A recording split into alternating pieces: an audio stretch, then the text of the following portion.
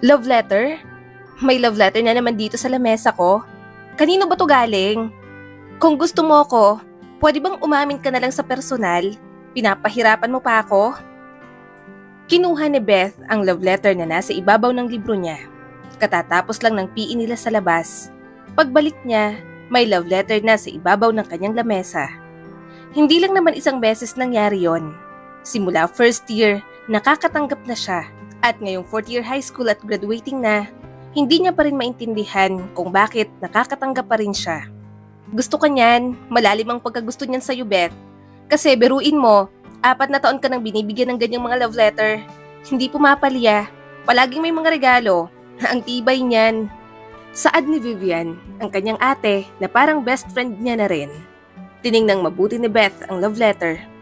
Gusto nga ako, hindi naman nagpapakilala. Wala ring saysay. 4 na taon na siyang nagtatago sa alias na AA? Naiinis na ako, Ate Vivian. Umaamin siya ng ganito sa feelings niya pero sulat lang.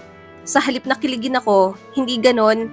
Para siyang stalker na nagtatago sa dilim. Mahinang tumawa ang kanyang kapatid. Ay nako, wag mo na siyang isipin. Baka naman hanggang ganyan lang talaga siya. Hayaan mo na, Beth. Mag-aral ka na lang muna. Saka okay na rin yon.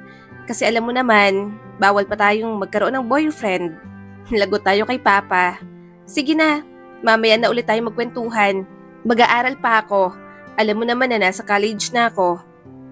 Napabuntong hininga si Beth at muling tiningnan ang love letter. Ginugulo talaga nang nagbigay sa kanya ng mga letter ang isip niya. Gayunpaman, sa 4 na taon na nakakatanggap siya, hindi niya rin maiwasang mapalapit ang puso niya. Nahulog siya sa mga salita dahil kilalang kilala siya ng taong humahanga sa kanya. Diyan ka na, Beth. Pupunta ako sa boyfriend ko. Excited na sabi ng kanyang kaibigan na si Annabel. Nanlaki ang mga mata ni Beth. Ha? Baliw ka ba? May klase pa. Magkating ka? Lagot ko sa mga magulang mo kapag nahuli ka. Tumawa lang ito. Hindi yan. Magaling ako magtago. Sige, bye na. Wala na siyang nagawa nang umalis si Annabel. Napabuntong hininga na lamang si Beth. Ayaw niyang umaalis ito kasama ang boyfriend. Nagigisa rin talaga siya sa tanungan ng mga magulang nito sa kanya. Nahihirapan siyang magpalusot at pagtakpan ng dalaga. Inabalan na lang ni Beth ang sarili sa tinatapos na obra. Marami rin kasi talagang pakulo ang school nila. Bukod sa academics, may mga extra classes pa. At katulad ni Annabel, pagpipinta na rin ang kanyang kinuha. Sa palagay ni Beth, sa lahat ng mga kaklase niya roon, siya ang may pinakamagandang gawa. Hindi naman siya isasali sa school competition kung hindi. Napalingon siya sa pinto nang may kumatok. Bakit? Tumikhim ang binata at inayos ang salamin sa mga mata. Maribeth. Tumaas ang mga kilay ni Beth. Ano ba yon? Tuluyan na itong pumasok. Dahan-dahang lumapit sa kanya at pinagpapawisan pa. Ibinaba niyang paintbrush at tinuon ang atensyon sa binata. Nang tingnan niyang ID, Antonio Abanzano ang pangalan at 4th year na rin. Hindi alam ni Beth kung bakit parang kinakabahan si Antonio. Nang tumayo siya, mas lalong naging halata ang pagkakaiba ng tangkad nila. Hanggang baba niya lang si Antonio kaya medyo tinitingala pa siya nito. Medyo napangiti siya sa pagiging cute ng binata. May problema ba, Antonio? Tanong ni Beth dito. Laglag naman ang panga nito. Halatang gulat na gulat. Alam mo ang pangalan ko? Inosente siyang tumango. Oo, sa ID mo. First section ka pala? Umawang ang bibig nito at tumingin sa sariling ID. Oo, ako si Antonio. Tumango naman si Beth. Ano kailangan mo? Bakit mo ako hinahanap? Napalunok itong muli. Tinatawag ka sa faculty ni Ma'am Sanchez. Kunin mo raw yung mga supply ng art materials na gagamitin mo raw para sa contest. Marahan naman siyang tumango. Sige, salamat. Muntik nang makalimutan ni Beth. Nagpasabay nga pala siya ng pagpapabili ng mga art materials. Mukhang marami yon. Laki silang magkapatid na nagko-commute dahil gusto ng mga magulang nila na matuto sila ni Vivian sa buhay. Mukhang sa pagkakataon na yon, mahihirapan siya. Kauuwi pa naman sa probinsya ng family driver nila. Muli siyang napatingin kay Antonio na hindi pa pala umaalis at nakatingin lang sa kanya. Oh, may kailangan ka pa? Agad naman itong nataranta. Ha? Wala na. Mabilis itong umatras. Napatama si Antonio sa ibang sculpture at ibang artworks. Sa sobrang taranta, napasawsaw pa ang kamay sa latang may lamang pintura. Mabilis itong namula at mas lalong nahiya. Itinuro ni Beth ang kamay ng binata. Ayos ka lang? Mahirap matanggal yung paint na yan. Oil-based paint yan. Mabilis namang tinago ni Antonio ang kamay sa likod. Ayos lang, alis na ako. Pasensya na. Natulala na lang si Beth nang mabilis na umalis sa harap niya si Antonio. Maya-maya'y natawa na lang siya. Hindi niya inaasahan ang nangyari kanina. Ang clumsy naman ni Antonio. Tatawa niya na lamang na nasabi. Hindi niya naman masyadong inisip yon. Nagligpit na si Beth at nagpunta na sa faculty. Hindi nga siya nagkamali. Marami siyang dadalhin. Napabuntong hininga na lang siya. Naisip niya rin kasi talaga na magpasabay sa school bumili dahil mas mura at mas maganda pa ang quality kapag maramihan. Hirap na hirap tuloy si Beth habang pauwi. Hindi pa nakatulong na may bumundol sa kanya habang naglalakad. Natapon tuloy ang box na may mga lamang lata ng pintura. Natamaan pa ang paan niya. Aray! Daing niya dahil sa kanyang hinliliit na natamaan. Tumingin ka naman sa dinaraanan mo. Natigilan sa paglalakad ang binata at lumingon sa kanya. Hindi ko kasalanang pahara-hara ka sa daan. Nasa gitna ka. Hindi ka man lang gumilid. Alam mo namang maliit lang ang daan. Napasinghap si Beth. Ba't talagang ako pang sinisi mo? Nauuna ako maglakad sa'yo. Hirap na hirap akong magbuhat nitong mga dala ko. Ikaw ang mas nakakakita sa akin. Sana man lang nag-excuse ka, di ba? Sabihin mo, Miss, excuse me, dadaan ako. Di sana gumilid ako. Hindi yung kailangan mo pa akong sagiin na para lang akong damo. Kaso, bigla na lang siyang tinalikuran ng binata. Napapadaing pa siya sa kanyang hinliliit habang tinitingnan ang mga nagkalat na lata ng pintura. Mapakla siyang tumawa at tinanaw ang paalis na binata. Walang hiya, sa daming makakasalubong na bastos, bakit siya pa? Naiinis na usal ni Beth at nagsimula ng magpulot. Akala ni Beth, yun ang una at huling makakasalamuhan niya ang binatang iyon. Pero ang hindi niya alam, isa ito sa magiging malaking bahagi ng kanyang buhay. Antok na antok ka pa? Natatawang tanong sa kanya ni Annabel. Umismid si Beth at tumigil sa pag-iinat. Hay, may exam ngayon, napuyat ako kakaaral. Biglang natigilan si Annabel sa paglalakad. Exam? Nalingon niya ito. Oo, exam. Huwag mong sabihin sa akin na nakalimutan mo. Periodical exam ngayon. Nanlaki ang mga mata ni Annabel at parang maiiyak na.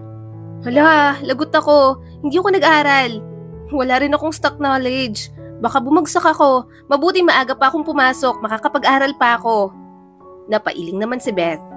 Sasabog lang yan sa utak mo kung mamadaliin mo sa pag-aaral. Ano bang ginawa mo kagabi? Ayan kasi, hindi ka rin nakikinig kapag may klase. Nag-date kami ng boyfriend ko. Tumakas ako sa amin. Kapag bagsak ang grades ko, siguradong lagot na ako. Natatarantang sabi ni Annabel. At mas lalo kang malalagot kapag nalamang may boyfriend ka. Dugtong naman ni Beth. Kaya kung ako sa'yo, itigil mo na yan. Masamang impluwensya yung boyfriend mo. Una pa lang, iba ng kutob ko dyan. Pero hindi pa rin talaga nakinig ang kanyang kaibigan. Basta na lang itong umalis at pumunta sa library para mag-aral. Napabuntong hininga na lamang si Beth. Concerned siya kay Annabel dahil kaibigan niya ito. Pinapaalalahanan niya dahil ayaw niyang mapasama. Pero kung paulit-ulit din naman siyang palaging magpapaalala sa mga bagay na palagi nitong ginagawa, pakiramdam niya ay na kay Annabel na talaga ang problema. Papunta na si Beth sa classroom nang bigla siyang natigilan. Sa dami ng makikita ko sa umaga, ang baliw na lalaking ito pa talaga. Wala naman itong pakialam sa kanya at nilagpasan lang siya.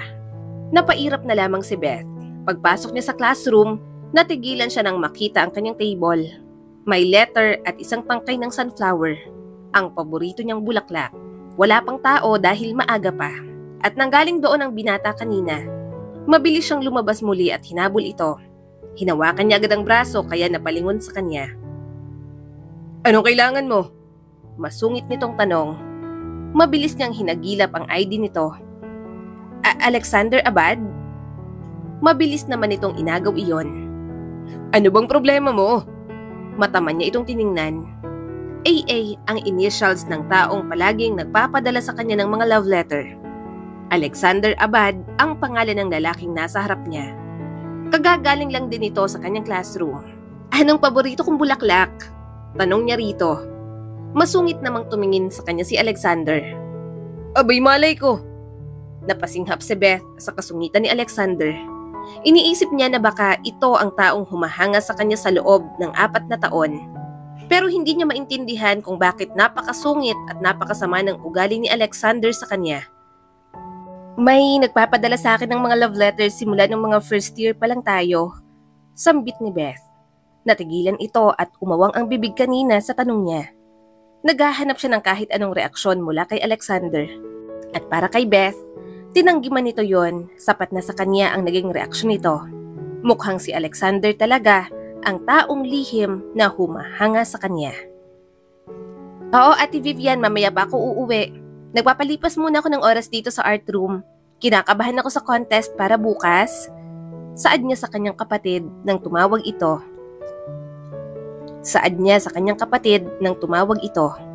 Napabuntong hininga naman si Vivian. Sige, basta huwag kang magpapagabi ha. Ikaw talaga, huwag kang kabahan. Magaling ka naman. Napangiti si Beth. Salamat Ate Vivian. Pagkatapos ng tawag, tinitigan niya ang kanyang ginagawa. Hanggang mga oras na yon, undecided pa siya sa art style na gagamitin. Natigilan lang siya nang may bumagsak sa kung saan. Nabigla si Beth dahil mag-isa lang naman siya roon. Hello? Mahina niyang tawag. May tao ba dyan? Pero walang sagot. Ibinaba niya ang brush sa palette bago tumayo. Naglakad siya patungo sa dulong sulok ng silid. Doon, nakahiga sa malamig na sahig si Alexander. Tulog, maputlang mukha, may bahid ng sugat at mga pasa. Pero ang mas napansin niya, ang mga pasang mayroon ito sa mga braso.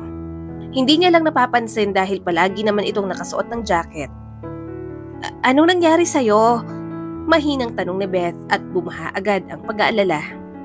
Humakbang papalapit si Beth, maingat para hindi ito magising. Nagdulot ng lamig sa kanyang tanawin. Natatakpan ng pangit na mga pasa, maitim at namamaga.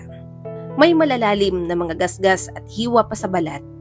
Namamaga rin ang pisngi at hiwa sa labi. Nadudurog ang puso ni Beth para kay Alexander. Kaya pala balot na balot ka nang makasalubong kita kanina.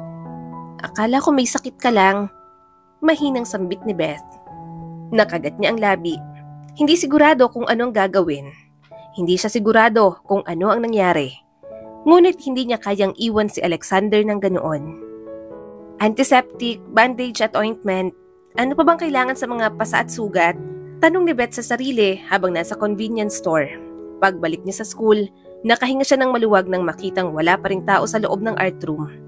Mabilis niyang inilapag ang mga gamit sa sahig sa tabi ni Alexander at lumuhod.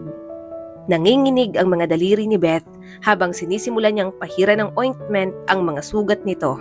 Sinusubukan niya na huwag pansinin ang paraan ng pagtibok ng kanyang puso. Ano ba tong dibdib na to? Ayaw niyang abalahin si Alexander, ngunit habang maingat niyang pinupunasan ang isang malalim na pasa sa braso nito, biglang hinawakan ni Alexander ang palapulsuhan niya. Anong ginagawa mo? Tanong ng binata. Napasinghap si Beth at nanlaki ang mga mata sa gulat. Bago pa siya makapag-react, hinila na siya ni Alexander pahiga sa sahig. Anong ginagawa mo? Paos ang boses ng binata habang titig na titig sa kanya. Napalunok si Beth at umiwas ng tingin. Hindi kayanin ang intensidad ng titig ni Alexander. Parang kutong lupa si Beth na gusto nitong tirisin kong tingnan. Pilit niyang inaalis ang kamay niya pero mahigpit ang pagkakahawak nito. Naisip ko lang, baka kailangan mo ng tulong. Nakita ko ang mga pasa at sugat mo, kaya nag-aalala ako. Sandaling katahimikan ang namayani at dahan-dahang binitiwan ni Alexander ang kanyang pulso. Umupo ito at mabagal na gumalaw na parang bawat kilos ng binata nagdudulot ng sakit dito. Umupo agad si Beth. Dahan-dahan lang, sinalubong siya ng ngisi nito. Nag-aalala ka sa akin? Hindi ba't galit ka sa akin? Nasaktan ko ang hiniliit mo sa paa. Napairap naman si Beth. Hindi ako galit. Magaling na naman. Mas malalayang tama mo. Pero hindi naman ikaw ang may gawa, kaya bakit parang kung umasta ka, kasalanan mo? Nakuha pang tumawa ni Alexander. Bakit mo ko tinutulungan? Bumagsak ang mga balikat ni Beth. Hindi niya alam kung anong mararamdaman. Yun ang unang beses na nakita niyang tumawa si Alexander. Pero bakit mas gusto niya na lang na makita itong magsungit? Hindi niya maintindihan kung paano pa ito nakakatawa sa kabila ng mga masasakit na sugat at pasa sa katawan nito. Ayaw niya yon. Pakiramdam ni Beth, hindi totoo ang binata. Pilit lang nitong sinusubukang itago ang sakit at paghihirap. Ano? Nakangiting tanong pa ni Alexander. Itatanong mo na naman ba sa akin kung anong paborito mong bulaklak? Sa tingin mo, alam ko ang sagot? Yun pa rin bang... Hindi na nito tinuloy ang sinasabi ng marahan niya itong niyakap. Naramdaman ni Beth na natigilan ito kaya mas lalo niyang niyakap. Marahan niyang tinapik ang likod ni Alexander. Nasaktan ka kaya concern ako. Walang sino man ang pwedeng manakit ng ganyan sa isang tao. Hindi mo deserve na magkaroon ng mga pasa at sugat. Kakawala na sana si Beth pero biglang pumulupot ang mga braso ni Alexander sa kanya. Sa pagkakataong yon, ang binata nang yumakap sa kanya. Bahagya siyang napangiti at hinayaan niya na lamang. Okay ka na? Mahinang tanong niya kay Alexander. Gamutin na natin yung mga sugat mo. O gusto mo, samahan na lang kita sa klinik. Marahan itong kumawala sa yakap at hindi na makatingin sa kanya. Ayoko sa klinik. Ikaw ang gumamot sa akin. Marahan niyang ginamot ang mga sugat nito at pasa. San mo nakuhang mga to? Muling tumingin sa kanya si Alexander. Sabi mo, nag-aalala ka. Sabi mo, hindi ko deserve to. Kaya mo bang magtago ng sekreto? Tumunghay siya sa binata. Hindi na magiging sekreto kapag sinabi mo sa akin. Pero kung sasabihin mo, makakaasa ka na hindi ko sasabihin sa iba. Umiwas ng tingin si Alexander. Tatay ko ang may gawa nito sa akin. Lumubog ang puso niya. Ang tatay mo? Matigas na tumango si Alexander. Siya ang dating alkalde ng bayang to. Iniisip ng mga tao na napakabuti niya pero hindi. Mahigpit siya. Controlling at sinasaktan ako dahil hindi ako nakaayon sa dapat na perpekto niyang mundo. Halimaw ang sarili kong ama at nagagalit akong nagmula ako sa kanya na siya ang rason kung bakit ako nabubuhay ngayon ng miserable. Natigilan si Beth. Hindi siya makapaniwala sa kanyang narinig.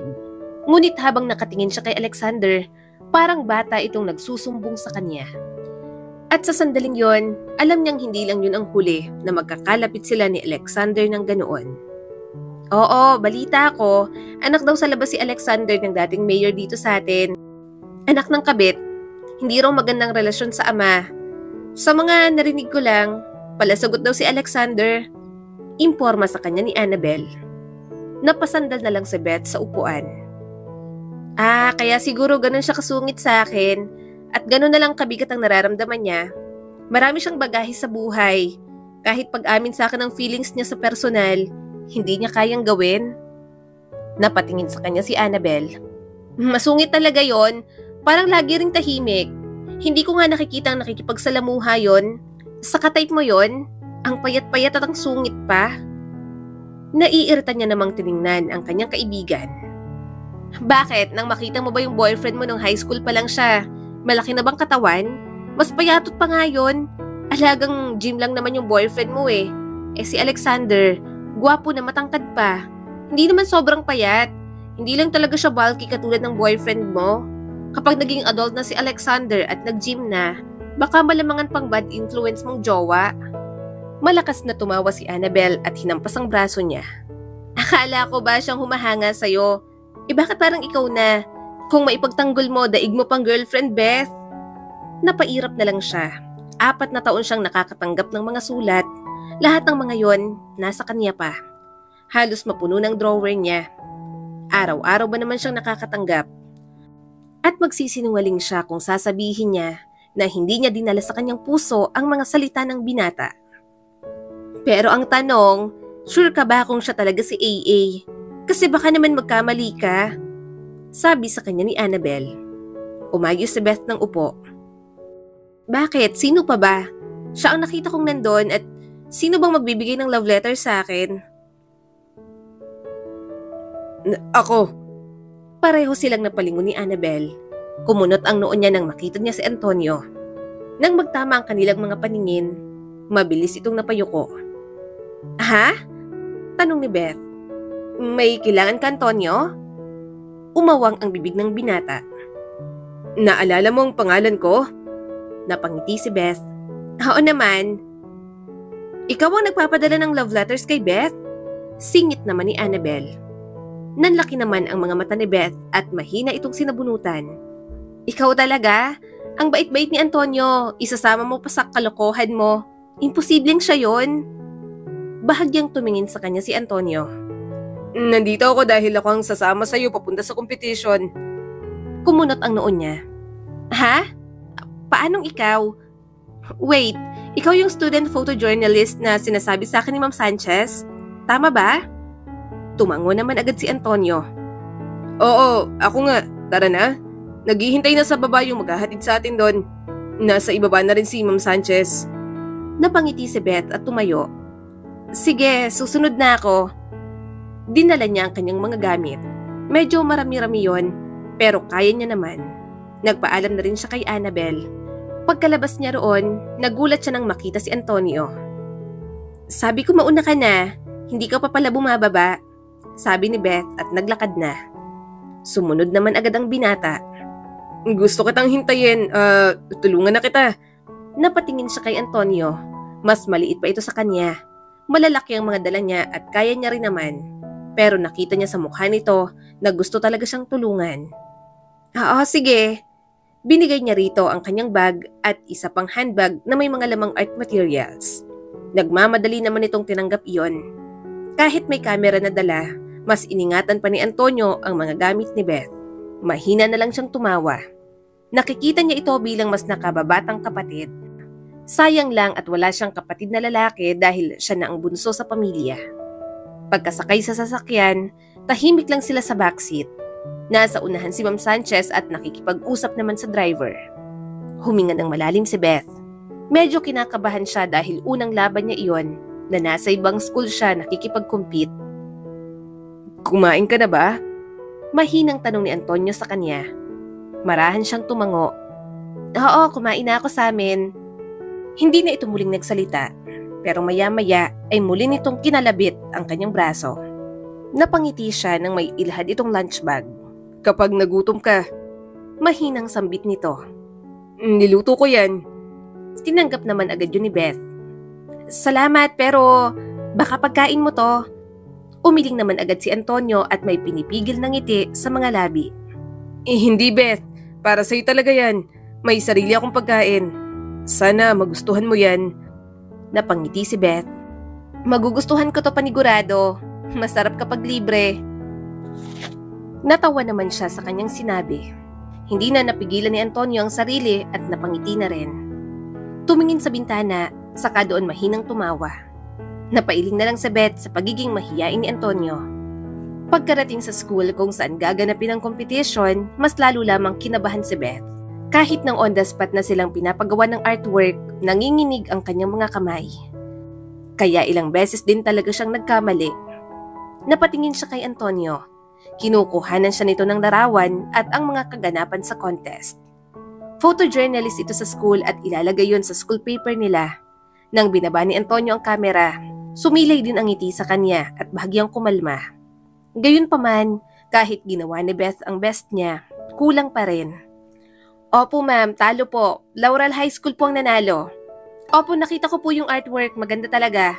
Pero maganda rin naman po ang kay Beth. Narinig niyang sabi ni Ma'am Sanchez sa head ng art department. Napabuntong hininga na lamang si Beth. Ang pangit ng gawa ko, nakakainis. Hindi naman pangit ang gawa mo. Saad ni Antonio at tumabi sa kanya. Gusto mo ng ice cream? Tinanggap niyang ibinigay nito. Hindi ako nanalo. Napangitan siguro ang mga judge, kahit third placer, wala man lang. Maganda naman, Beth. Papuri pa ni Antonio.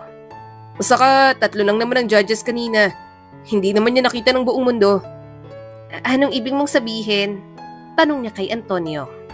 Inayos nito ang salamin sa mga mata. 3 lang ang humusga. Pero hindi naman ibig sabihin na pangit na sa lahat ng tao. Ang mga tao, iba-ibang pananaw kung paano makita ang mga bagay sa mundo. Dapat alam mo yan kasi painter ka. Sa sining, iba-iba rin ang interpretasyon ng nagpinta at ng mga taong humahanga sa obra. Binuksan ni Antonio ang kamera at may ipinakita sa kanya. Tignan mong sarili mo. Pumapalakpak ka. Nakangiti ka at masaya ka sa panalo ng iba. Sa ibang makakakita nito, iisipin nila na masaya ka at marunong tumanggap ng pagkatalo. Pero sa mga taong tititigan ito ng matagal, makikita nila sa mga mata mo na nalulungkot ka at nabibigo para sa sarili mo. Napabusangot naman si Beth. Sino namang titingin sa larawan ko? Tanggap ko rin naman natalo ako. First time ko sa mga ganitong contest at siguro marami pa talaga akong dapat matutuhan. Saka libangan ko lang din naman kasi talaga to. Hindi na para seryosohin ko at makipag-compete sa talagang magagaling sa larangang ito. Pareho nilang tiningnan ang ginawa niyang obra kanina. Kinuha yun ni Beth at hinaplos ang initials niya roon. Gusto niyang pagpipinta pero alam niyang hindi niya pwedeng ituloy. Inaasahan ng mga magulang nila ni Vivian na related sa business ang maging profesyon nila sa future.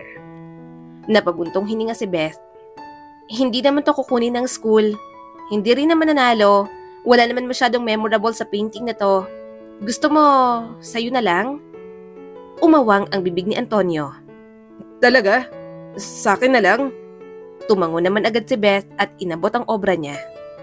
Oo, sa'yo na lang. Pwede mong isabit sa kwarto mo yan. Pasasalamat ko na rin dahil dinadamayan mo ko kahit hindi naman kailangan. Tiningnan niya si Antonio na maingat ang hawak sa kanyang painting. Napangiti si Beth nang mapangiti rin ito. Tumango na siya nang tinawag na ni Ma'am Sanchez. Sumunod naman agad si Antonio na hindi na matanggal ang ngiti sa mga labi. Bumalik na sila sa school nila. Isang klase na lang naman ang natitira, kaya hindi na sila parehong pumasok ni Antonio. Natigilan lamang si Beth sa paglalakad nang makita niyang nakaupo sa ilalim ng puno si Alexander. Nakapikit ang mga mata nito at parang natutulog. Napangiti si Beth. Mukha siyang mabait kapag tulog. Bakit ka huminto?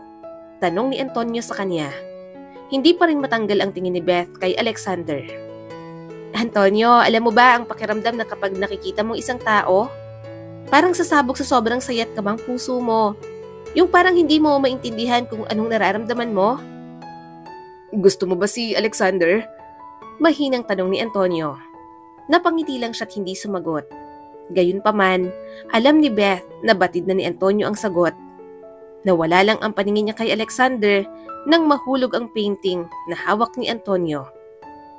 Nabitiwan mo. Dadamputin niya palang sana pero walang imik na iniwan siya ng binata. Ha? Anong problema niya? Iniwan niya pa tong painting ko. Akala ko pa naman iingatan ni Antonio kasi tuwang-tuwa siya. Kinuha niyang painting at pinagpagan iyon. Napabuntong hininga siya at napatingin sa field. Kaso, sa halip na tanawin, bola ang tumama sa mukha niya.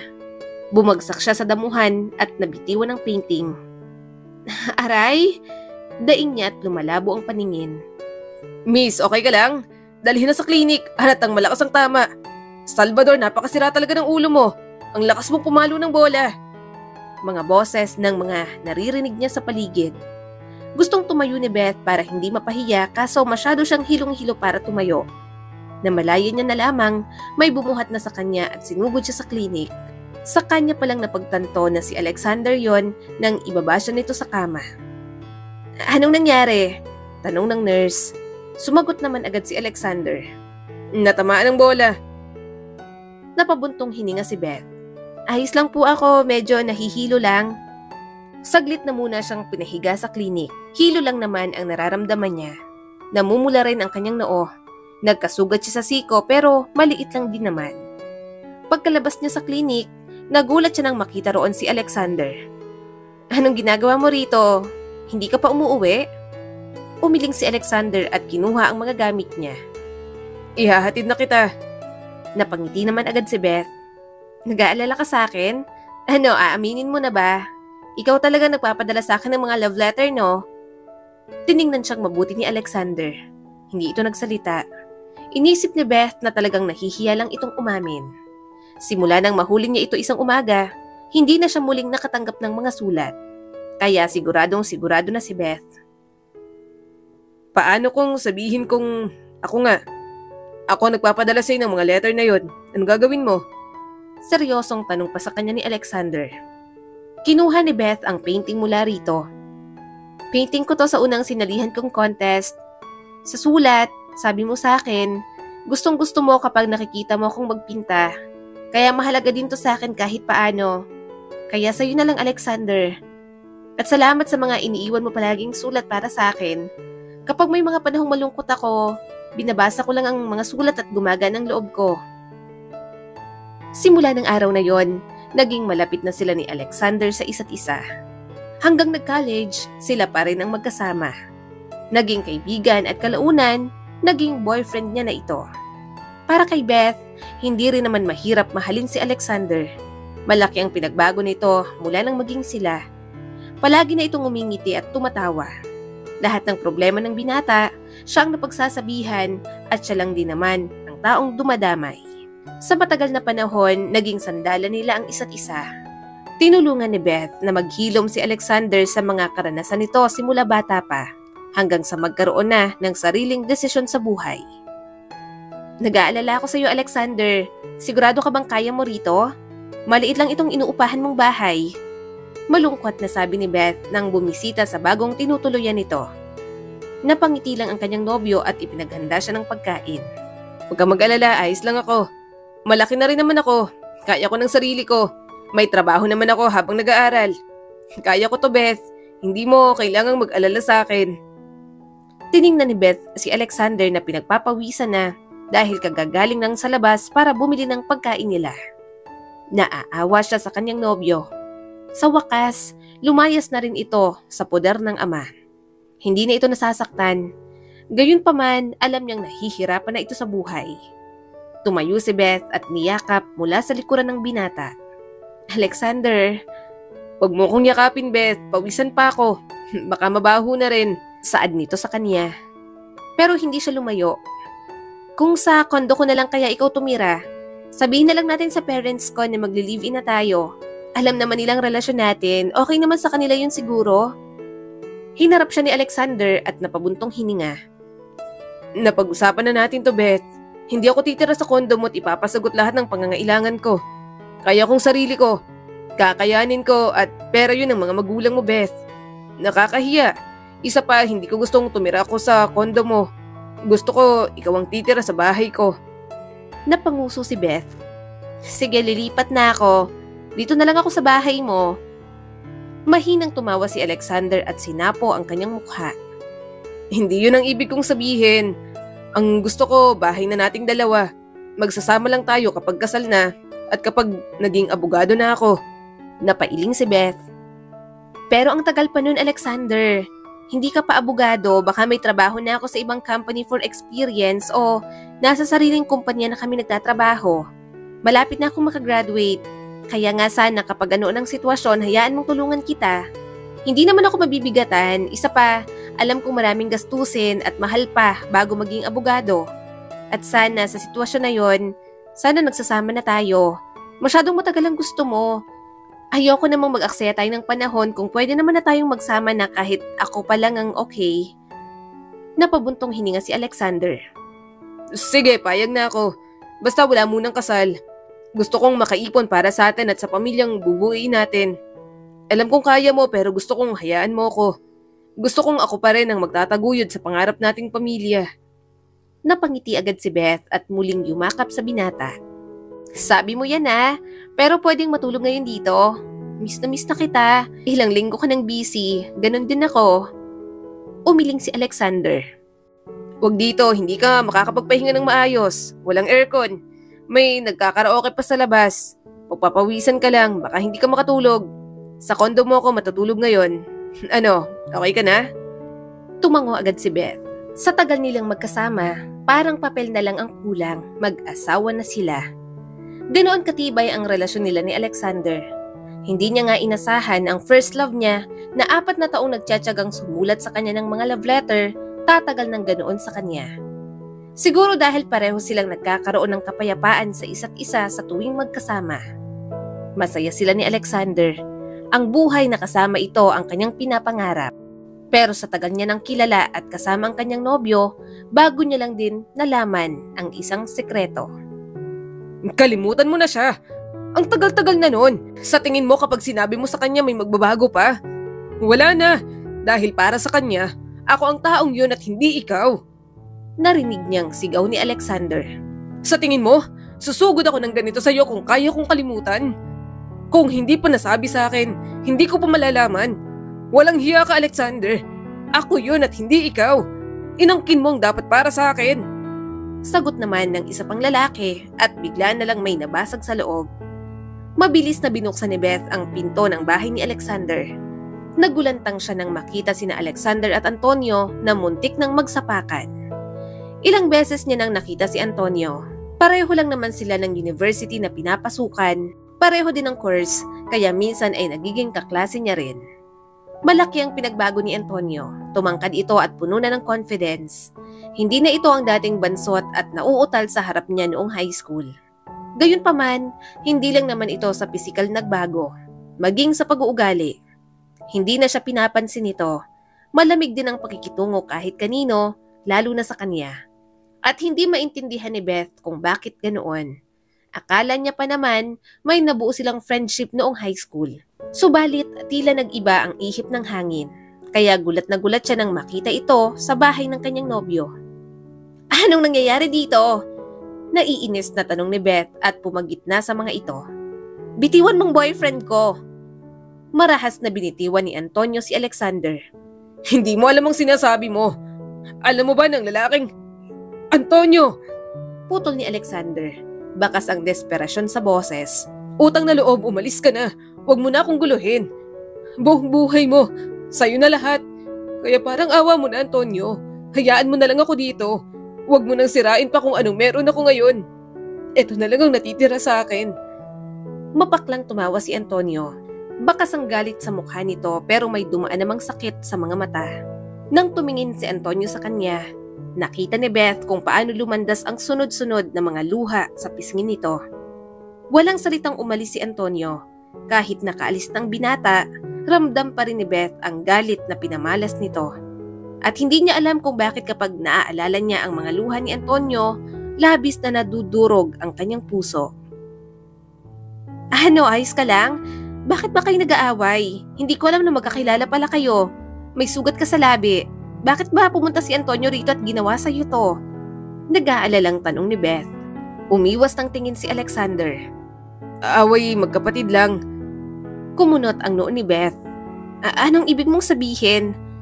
Huminga ng malalim ang boyfriend niya. Kapatid ko sa ina si Antonio. Umawang ang bibig ni Beth. Hindi siya makapaniwala kung gaano kaliit ang mundo.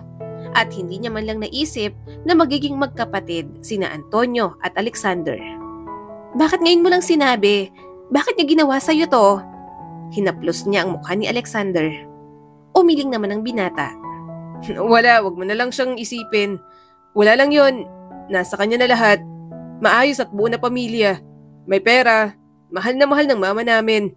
Lumaki ng maayos at iniingatan. Wag mo na siyang isipin pa. Hindi niya na kailangan ng atensyon mo. Sa akin mo na lang ibuhos lahat, Beth. Marahan siyang tumango. Sa tagal nilang nagsama ni Alexander, alam niyang maraming naging pagkukulang ang mga tunay na magulang nito. Batid niya rin na sabik ito sa pagmamahal, kaya lahat ng atensyon at pag-ibig na kayang ibigay ni Beth, talagang ibinibigay niya sa binata. Mahigpit siyang niyakap ni Alexander. Beth, mangako ka sa akin. Ano yon? Tanong niya rito. Sinapo ng kanyang boyfriend ang mukha niya. Huwag mo kong iiwan kahit anong mangyari ha. Mahal na mahal kita, Beth. Ikaw na lang ang natitira sa akin. Ayokong mawala ka sa tabi ko. Napabuntong hininga si Beth at hinawakan ng kamay nito na nasa mukha niya. Pangako, hindi ako mawawala sa iyo, Alexander. Mahal na mahal din kita. Alam ni Beth na panghahawakan niyang pangakong yon. Hindi naman talaga niya iiwan si Alexander. Gayunpaman, hindi niya inasahan na sa pagitan nilang dalawa, mukhang ang nobyo niya ang unang mangiiwan. Hindi pa man nakakatapos sa law school si Alexander, tinamaan na ito ng malubhang sakit. Sobrang sakit yun para kay Beth na unti-unti itong nakikitang nanghihina at nahihirapan.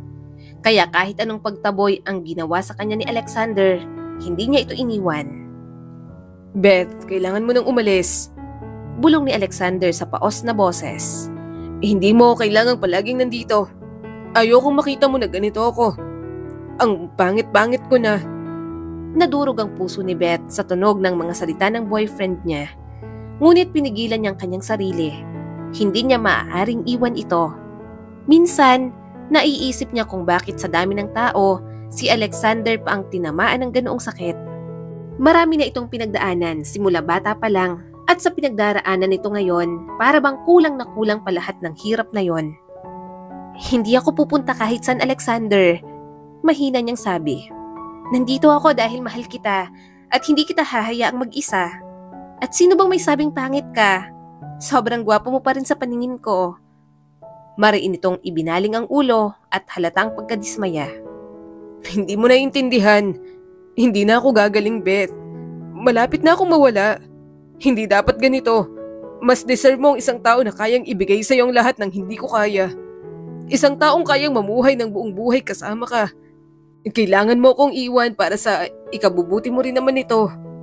Nagkakamali ka, Alexander. Hindi ko kailangan ng iba. Kailangan kita. Inabot niyang kamay nito. Alam ko kung anong nangyayari, pero hindi magbabago ang nararamdaman ko para sa'yo. Hindi ko gagawin ang paglayo sa'yo. Nalukot ang mukha ni Alexander. Nakita ni Beth ang pag-agos ng luha sa mga mata ng binata. Mabilis itong nag-iwas ng tingin. Sinusubukang itago ang mga yon, ngunit wala itong silbi. Alam niyang nahihirapan na ang kanyang boyfriend. Mabilis nitong pinunasan ang mga luha. Beth, hindi ko kayang gawin to sa'yo. Mahal na mahal kita. Pero hindi ko rin gusto na makita kang maghirap dahil sa akin. Hindi na ako magtatagal at ayokong panoorin mo ko na unti-unting nawawala. Hindi mo ba naiintindihan? Basag ang boses ni Beth habang umiiling. Bawat sandali gusto kong kasama kita. Wala akong pakialam kung buwan o mga taon na maging ganito ako. Hindi ako aalis sa tabi mo. Gumalaw ang mga balikat ni Alexander sa labis na paghikbi. Ibinaling nito ang mukha sa unan. Halatang ayaw iparinig sa kanya at sinusubukang pigilan ng tunog. Deserve mo ang taong kayang magbigay sa'yo ng maayos na future at hindi ako yon. Saad ni Alexander at halos mawala ng mga salita dahil sa paghikbi. Marahan niyang hinawakan ng mukha nito at inangat ang ulo para magtama ang kanilang mga mata. Ikaw ang gusto ko, Alexander. Ngayon lang ang mahalaga sa akin na nakakasama kita. Pinapahalagahan ko ang natitirang oras na magkasama tayo. Huwag mo kong itaboy. Niyakap ni Beth si Alexander. Hinding-hindi siya aalis sa tabi nito. Nahihirapan siya pero alam niyang mas nahihirapan ito. Hanggang nabubuhay pa si Alexander at hindi pa kinukuha ng Diyos mula sa kanya, hinding-hindi siya susuko. Bakit gusto mo rito pumunta, Alexander? Nakangiting tanong ni Beth habang tinutulak ang wheelchair nito. Pinadala mo pa ang mga love letters mo sa akin nung high school tayo at ang painting na binigay ko sa'yo. Ngumiti lang si Alexander at inabot ang kanyang kamay. Napabuntong hininga na lamang si Beth. Nang hihina ang kanyang boyfriend, gusto niya na lang sana magpahinga na lang ito sa kanila. Papunta sila sa dati niyang room. Walang tao dahil Sabado naman. Kapag nadadaanan ni Beth ang mga pasilyo, napapangiti na lang siya. Maya-may nasa tapat na sila ng dating room ni Beth. Papasok tayo? Tumango naman si Alexander. Nasa kandungan nito ang painting niya noon. Ang kahon kung saan nakatago ang mga love letter at tuyot na sunflower. Natigilan lang si Beth nang makita ang taong nasa loob. Nandoon si Antonio, nasisikatan ng panghapong araw habang nakatitig sa dating upuan ni Beth noong estudyante pa lang siya. Anong ginagawa mo rito? Tanong ni Beth. Lumingon sa kanila si Antonio, halatang nagulat nang makita siya. Beth? Inabot ni Alexander ang kanyang kamay. Beth, ilapit mo ako sa kapatid ko. Napabuntong hininga siya at itinulak ang wheelchair. Nang magharap-harap na sila, umupo na silang tatlo. Pareho lang silang seryoso ni Antonio. Samantalang may gumuhit ng ngiti sa mga labi ni Alexander habang pinagmamasdan silang dalawa. Nanginginig ang mga kamay na inilapag ni Alexander ang painting at kahon ng mga sulat kay Antonio. Napatingin si Beth roon. Bakit mo binibigay kay Antonio? Inabot ni Alexander ang kamay niya. I'm sorry. Bakit ka nagsusorry? Naguguluhang tanong ni Beth. Nanginginig ang mga kamay na hinaplos nito ang kanyang mukha. Hindi ka naman talaga dapat sa akin, Beth. Ha? Hinawakan ni Beth ang kamay nito. Mabuti pa umuwi na tayo. Sobrang namumutla ka na. Halika na. Sunod-sunod na tumulo ang mga luha ni Alexander. Pareho nitong hinawakan ang kamay nila ni Antonio. Hindi maintindihan ni Beth ang lahat. Naninikip agad ang kanyang dibdib. Hindi ako ang nagbigay ng mga sulat sa'yo sa loob ng 4 na taon. Hindi ako yun. Sinabi kong ako yun dahil gustong gusto kita. At ikaw ang kauna-unahang tao na nag-alala at nagmahal sa akin ng totoo, Beth. Napahikbi na si Alexander. Nakita ko na gusto mo yung taong sumusulat sa'yo. Kaya sinabi ko ako yun. Ayokong bumaling ang atensyon mo sa iba. Gusto ko sa akin lang. Naging makasarili ako. May nasaktan ako. Hindi dapat ako ang minahal mo, Beth. Hindi dapat ako ang kasama mo ngayon. I'm sorry kung niloko kita, kung nagsinungaling ako sa'yo. Sunod-sunod na tumulo ang mga luha ni Beth. Hindi siya makapaniwala. Sa loob ng maraming taon, naniwala siyang si Alexander ang lalaking sumulat sa kanya sa loob ng 4 na taon. Napatingin si Beth kay Antonio. Namumula rin ang mga mata nito habang umiiyak. Naging malinaw ng lahat sa kanya. Kaya ganoon na lang pala ang galit ni Antonio kay Alexander noon. Umiling si Beth at hinigpitan ng hawak sa kamay ni Alexander. Hindi, wala yon. Hindi na mahalaga. Wala na akong pakialam sa mga sulat na to. Ikaw ang kasama ko. Sa'yo ko napalapit. Tayo ang bumuo ng mga alaala nating dalawa. Ikaw ang minahal ko. Tama na. Umuwi na tayo, Alexander. Tama na. Umuwi na tayo, Alexander. Pero umiling lang si Alexander at tumingin kay Antonio. Sorry. Sorry sa kasalanan ko sa'yo. Alam kong hindi mo ako mapapatawad. Alam kong naging makasarili ako pero sana kapag nawala ako, alagaan mo si Beth. Mahalin mo siya. Ano ba, Alexander? Sigaw ni Beth. Huwag mong sabihin yan. Napahikbi lang si Alexander at tiningnan siya na parang yun na ang huling pagkakataon. Mahal na mahal kita. Minsan akong naging makasarili pagdating sa'yo pero ayoko nang maulit pa yon. Kaya mas magiging masaya ako kung magmamahal ka ng iba. Kung may makakasama ka hanggang pagtanda, mas mapapanatag ako, Beth. Mariin siyang umiling. Huwag mong sabihin yan. Please, wag. Kahit nanghihina na si Alexander, pilit na pinaghawak ang mga kamay nila ni Antonio. Naramdaman niyang tumulo ang mga luha ni Alexander sa magkahawak nilang kamay ng kapatid nito. Gusto ko maging masaya kayong dalawa. Mahal ko kayo pareho. Usal ni Alexander at gumalaw ang mga balikat sa paghikbi. Sumubsob ito sa magkahawak nilang kamay ni Antonio at umiyak ng umiyak. Maya-maya'y hindi na narinig ni Beth ang mga hikbi ni Alexander. Tuluyan na siyang napahagulgol nang mapagtanto niyang hindi na ito humihinga. Alexander! Bulalas niya at mahigpit na niyakap ang katawan ng kanyang boyfriend. Please! Huwag dito! Huwag mo kong iwan ng ganito! Pagkatapos ng araw na yon, tila gumuho na ang mundo ni Beth. Wala nang lalaking pinakamamahal niya at hindi niya alam kung kaya niya pa bang magmahal ng iba bukod kay Alexander. Beth, please, sumilong ka na. Baka magkasakit ka pa. Nag-aalalang sabi ni Antonio. 5 taon nang wala si Alexander pero hanggang ngayon ganito ka pa rin. Malamig niya itong tiningnan.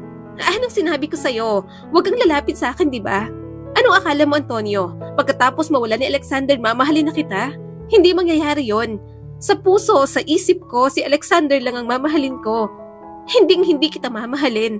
Tandaan mo yan. Dumaan ang sakit sa mga mata ni Antonio. Ano bang ginawa ko para magalit ka sa akin ng ganito? Beth, mula nun hanggang ngayon, mahal na mahal pa rin kita. Hindi naman ibig sabihin na wala si Alexander ay kaya ko na rin kalimutan tong nararamdaman ko para sa'yo. Hindi naman ako bato. Nasasaktan din ako. Tinalikuran ni Beth si Antonio. Yun nga lang, hinila siya ng binata. Namalayan niya na lang na pilit siya nitong hinahalikan. Malakas niya naman itong itinulak at malakas na sinampal sa muka. Bakit mo ginawa yon? Namuo ang luha sa mga mata ni Antonio. Ilang taon akong naghintay sa'yo. Ilang taon kong tiniis na makita ka na may mahal ng iba. Para lang akong basura na tinatapon mo lang. Pero alam mong nakakatawa, Beth. Hinihintay ko pa rin na pulutin mo ko ulit kahit alam kong itatapon mo lang ako muli. Umatras si Beth at dinuro ito. Hindi ko sinabing maghintay ka. Wala kang karapatang gawin sa akin yon. Huwag kang lumapit sa akin. Kapag nakasalubong mo ako sa daan, ituring mo kung hindi mo ako kilala. Tigilan mo na ako dahil kahit wala na si Alexander, siya pa rin ang mahal ko at hindi magbabago yon. Tuluyang lumandas ang luha sa mga mata ni Antonio. Sige, lalayuan na kita. Kung diyan ka magiging masaya, gagawin ko para sa'yo, Beth. Unti-unti siyang napahikbi nang talikuran siya ni Antonio. Gulong-gulo na ang kanyang isip at puso. Pagod na siya. Gusto niya munang magpahinga sa lahat ng sakit at mga pinagdadaanan niya. Sa mga lumipas na taon, pinili ni Beth na bumangon ulit. Kailangan niyang maging malakas dahil may pamilya pa naman na nagmamahal sa kanya. Nabuhay siya pero dala-dala niya pa rin ang lungkot sa pagkawala ni Alexander. Sigurado ka ba talaga, Beth? Baka pagsisihan mo to, mahirap ang magbuntis. Nag-aalalang sabi ni Vivian sa kanya. At paano kapag nagkaroon ka ng asawa? Magtataka sila na nanganak ka pero wala ka namang anak dahil anak namin ni Edwin ang dinadala mo. Tumawa lang si Beth pero halata ang pait sa boses. Hindi naman ako mag-aasawa, Ate Vivian. Masaya akong magdala ng anak ninyo ni Kuya Edwin. Mas safe pa dahil kapatid mo ako. Kung ibang babae, baka ilayo pang anak ninyo. Okay na sa akin, ako ang iire para sa'yo. Siya ang magdadala ng anak ng kanyang Ate Vivian at ng asawa nito. Hindi magkaroon ng anak ang kanyang kapatid, kaya nagplano ang mga ito para sa surrogacy. Kahit doon man lang, magkaroon ng silbi ang kanyang buhay. Nabigla akong buntis ka wala naman akong nababalita ang may boyfriend o nag-asawa ka na. Yun naman pala, surrogate mother ka. Anak pala yan ni Ate Vivian. Saad ni Annabelle nang bumisita sa kanya. Mahina na lang siyang tumawa. Weird, di ba? Pero kung ito lang ang paraan para magkaroon ng anak ang ate ko, gusto ko silang tulungan. Nabalitaan mo na ba? May asawa na pala si Antonio. 2 taon lang ang tinagal tapos nag-divorce din. Sa ibang bansa pala nagpakasal ang mga yon. Hindi ako makapaniwala kay Antonio. Beauty queen na yon Humanap pa talaga ng iba. Pangalawang asawa niya na yon. Kung magpalit ng asawa, kala mo brief niya lang. Pilit na lamang hindi pinansin ni Beth ang mga naririnig na balita tungkol kay Antonio. Ayaw niya nang magkaroon ng pakialam dito. Simula nang tinaboy niya ito, hindi niya na muling nakita pa.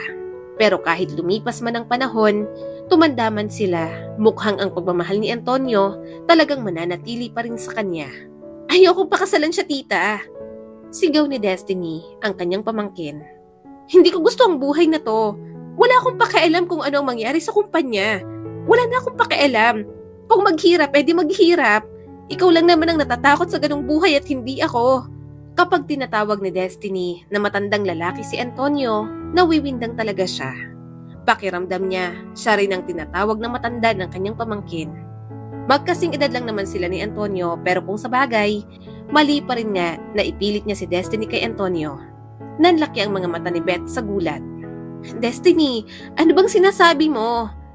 Bigla na lamang tumakbo ang kanyang pamangkin. Naninikip ang kanyang dibdib, hindi niya alam ang kanyang gagawin. Sunod-sunod na dumating ang problema sa kanilang pamilya. Kahit siya, nawiwindang na ang utak sa lahat ng nangyayari. Nasawi sa car accident sina Vivian at Edwin, nabaon sa pagkakautang ang kumpanya, at ang pamangkin niyang si Destiny, iyon at pinipilit niyang magpakasal kay Antonio. Dahil yon ang hinihinging kapalit nito para tulungang makaahon ulit ang kumpanya. Kasalanan ko to, hindi na ako makapag-isip ng tama. Nilayasan na ako ng pamangkin ko. Naiiyak niyang sabi pagkatapos itong hanapin, pero hindi niya nakita. Humalukip-kip sa kanyang harap si Antonio. Ganyan na ba talagang galit mo sa akin, Beth? Handa mong ipakasal sa akin ang pamangkin mo. Gayong alam mo na ikaw ang gusto ko. Napatayo si Beth at masama itong tiningnan. Bakit? Ano bang sinabi mo? Gusto mong maipagkasundo sa babaeng galing sa pamilya namin? At alam mong ikaw ang tinutukoy ko, Beth. Seryosong sabi ni Antonio. Kada makikipaghiwalay ako, kanino ba ako pumupunta? Ako na parang asong humihingi kahit kaunting atensyon. Hindi ba't palaging sayo? Napairap si Beth. Ayoko rin namang ipakasal sa'yo ang pamangkin ko. Parang anak ko na siya. Dinala ko si Destiny sa matres ko ng ilang buwan. Alam mo bang bala ko? Makasal kayo, maisalbang kumpanya at lasunin ka na lang para maging byuda agad si Destiny. Humakbang palapit si Antonio sa kanya. Talaga? Handa kang maging masamang tao para lang hindi mo ako makatuluyan? Itinulak niya si Antonio. Ano bang gusto mo? Hindi ba't kinalimutan mo na ako? Nagkaroon ka na nga ng 3 asawa. Anong gusto mo? Ihanay ako sa mga naging babae sa buhay mo? Mahiya ka nga. Matanda ka na. Napakababaero mo. Namungay ang mga mata ni Antonio habang tinitingnan siya. Titigil lang ako kapag tinanggap mo na ako sa buhay mo. Sa tingin mo, bakit hindi tumatagal ang relasyon ko sa mga naging asawa ko? Dahil hinahanap kita palagi sa kanila. Kaso kapag tumatagal, nabibigo lang ako. Mabibigo ka dahil hindi naman sila ako. Bulalas ni Beth. Ang sama-sama mo sa mga naging asawa mo. Naging ganito ako dahil paulit-ulit akong nasaktan ng taong mahal ko. Hindi ako masama. Niloko lang din naman nila ako. Mabuti, hindi ako nagkaroon ng anak sa kanila. Kasi alam kong kawawa lang sila. Yung isa, pera lang ang habol sa akin. Ngumisi si Antonio at mas lalong lumapit sa kanya. Sino kaya ang mas masama sa atin? Handang ipakasal ang pamangkin para lang masalbang kumpanyang palubog na. Bumuhos na ang mga luha ni Beth. Alam niyang ginagawa ni Antonio. Hinahamon talaga siya nito. Sinusubukan siya nitong yakapin pero mabilis siyang umatras. Pero wala rin siyang nagawa at talagang nayakap pa rin ni Antonio. Mahal na mahal pa rin talaga kita, Beth. Tila walang pag-asang sabi nito. Kahit ilang beses mo pa akong tinaboy, mahal na mahal pa rin kita. Kahit ayaw ni Beth, magkasama nilang hinanap si Destiny. Palagi siyang humihingi ng update kay Antonio, kaya palagi silang nag-uusap. Akala ko ba mas mayaman ka't maraming koneksyon? Bakit hindi mo pa rin mahanap si Destiny? Naiinis niya ng tanong dito. Napabuntong hininga si Antonio. Kung ayaw magpahanap ng taong hinahanap, mahihirapan talagang matagpuan. Sige na, kumain ka na. Tiningnan naman ni Beth ang paligid. Bakit candlelight? Ano to? Date? May pinipigil ng ngiti si Antonio. Simpleng dinner lang to. Ikaw ang nag-iisip niyan. Gustong maniwala ni Beth na simpleng dinner date lang yon. Pero nang may tumugtog sa harap at nag-abot ng bouquet of flowers, gustong-gusto niya nang ihampas kay Antonio. Gayunpaman, kahit maraming beses siyang nainis, nakita niya kung gaano katotoo si Antonio sa kanya. Na minsan, namamangha na lang siya. Hindi makapaniwala si Beth na minamahal pa rin siya nito. At nagigilty na rin para sa mga naging karelasyon ni Antonio na hindi nag-work dahil sa pag-ibig nito para sa kanya. Alexander, anong gagawin ko? Nahuhulog na ako kay Antonio. Hindi dapat ganito. Ayokong kalimutan ka. Umiiyak na sabi ni Beth sa harap ng puntod ni Alexander. Bakit mo pipigilan? Narinig niya ang boses ni Antonio. Marahas siyang lumingon dito. Anong ginagawa mo? Alam mo, kahit nasan talaga ako, sinusundan mo ako. Siguro, hindi ka secret admirer nung high school tayo. Dahil ang totoo, stalker ka naman talaga. Pumikit lang naman si Antonio. Nananalangin ako. Tumahimik naman siya pero nakahalukip-kip. Hindi niya alam kung anong gagawin niya kay Antonio. Sa ilang buwan nilang paghahanap kay Destiny, palagi man silang bangayan, talagang napalapit ng loob niya. Tumikim si Antonio at tumingin sa kanya. Bakit mo pipigilan kung minamahal mo na ako? Tumaas ang isang kilay ni Beth. Pinagsasasabi mo, may sinabi ba akong nai-inlove ako sa'yo? Asyumero ka, Antonio? Sa halip na tumawa, mas lalong namungay ang mga mata nito.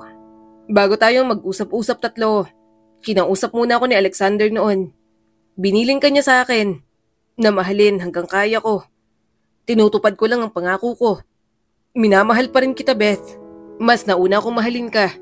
Pero tanggap ko na mas minamahal mo ang kapatid ko. Nagparaya ako.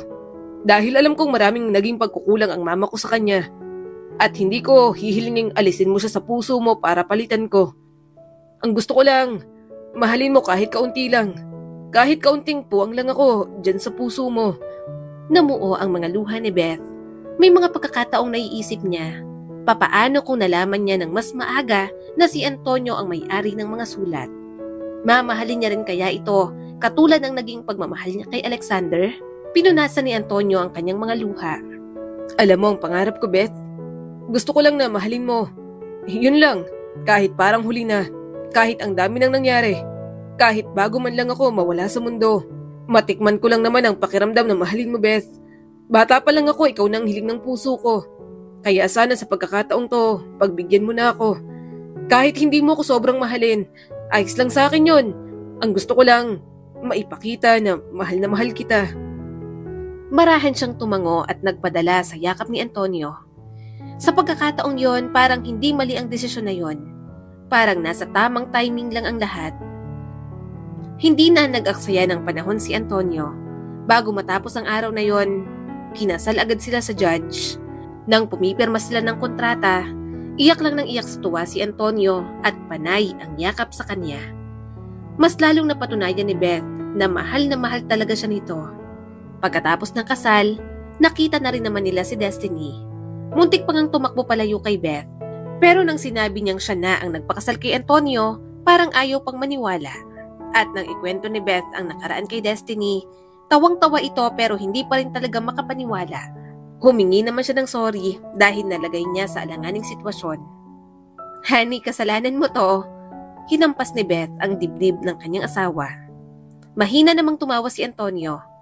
Kung sinabi mo agad na ikaw naman ang gusto kong pakasalan, hindi sana tatakbo ang pamangkin mo. Natawa na lang din si Beth at napailing. Sumandal siya sa dibdib ni Antonio. Maraming nangyari sa nakaraan. Para pagang pinaglalaruan sila ng tadhana. Gayunpaman, walang kahit anong pinagsisisihan sa Beth sa lahat ng mga tao at pangyayaring naging bahagi ng kanyang buhay. Ang kwentong ito ay nagpapaalala sa atin na ang kabayaran ng panlilinlang sa isang tao para sa pag-ibig mas malaki kaysa sa ilusyon ng pagmamahal na gusto nating makuha. Tandaan din natin na ang isang kwentong pag-ibig na nagsasara, hindi nangangahulugan ng katapusan, kundi isang bagong kwento na bibigyan natin ng bagong simula. Muli, eto po si Skylar Guro at sana may bago na naman kayong natutunan sa kwento natin ngayon. Maraming salamat po.